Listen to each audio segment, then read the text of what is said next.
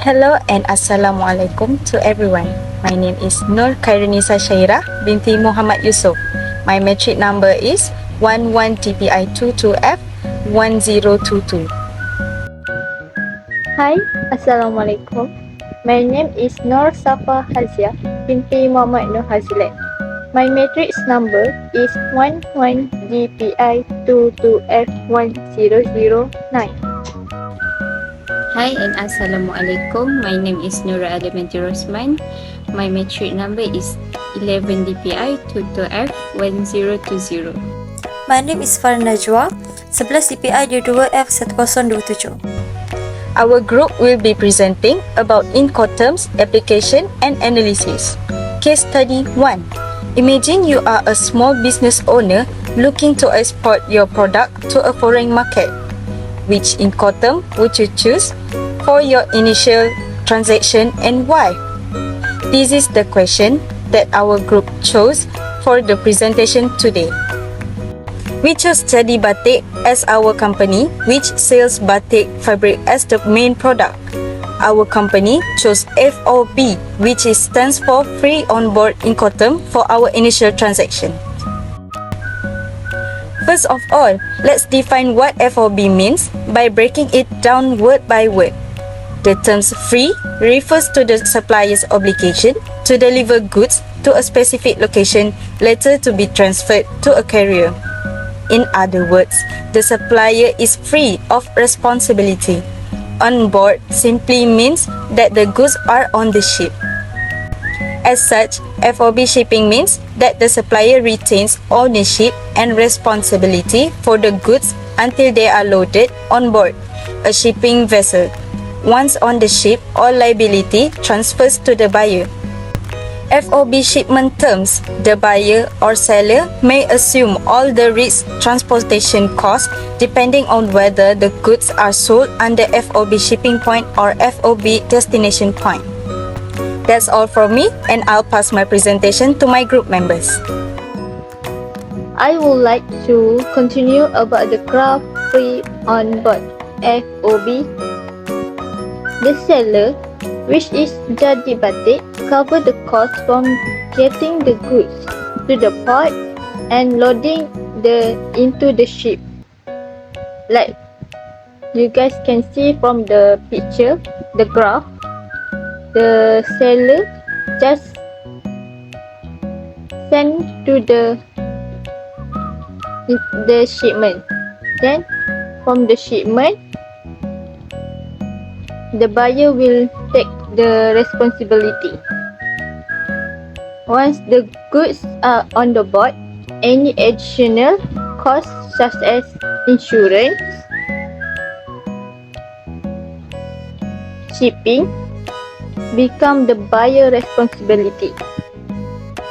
Other than that, the seller responsibility is when the goods on the ship include costs and risk with the transportation, handling the product, and any potential damage or loss. The buyer will get the refund for the damage or loss because the fault from the seller. I'll present about the challenger. The product could be damaged in transit before being loaded on the vessel. Neither the seller nor buyer may have insurance to cover this.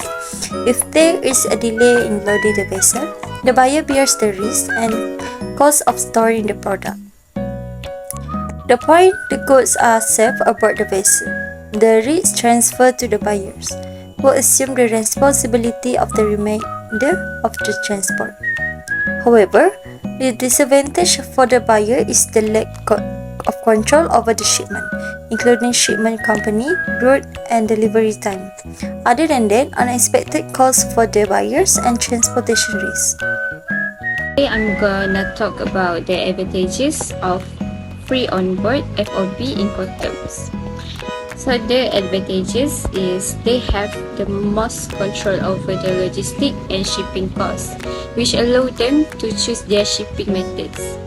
FOB allows the buyer to select their freight forwarder for the entire shipment. Another advantage is clarity between nations.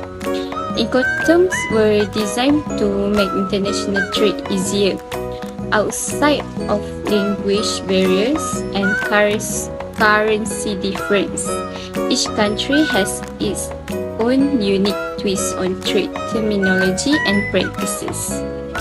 Since Incoterms are established by an organization that exists outside of any government, international adoption is a bit easier. Incoterms provide legal transparency between shipping companies of various nations through standardized rules identified by common codes for all modes of transportation. Another FOB advantages, the FOB delivery rules allow the buyer to hold complete control over main carriers. Contracting sea freight with shipping carriers, thereby ultimate strength to negotiate ocean freight and services. This is one of the benefits for importer under FOB terms contracted in export-import trade.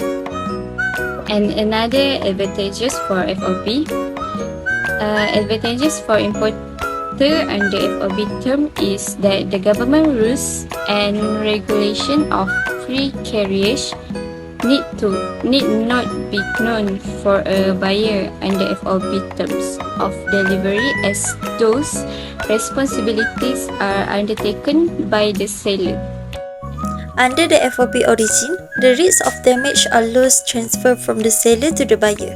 When the goods are loaded onto the transporting vessel at its origin port, this means that any damage, losses, or delay incurred during transit will be borne by the buyer. Under FOB, both the cost and the risk transfer at the point of export. That's all from our group. Thank you for lending your ears.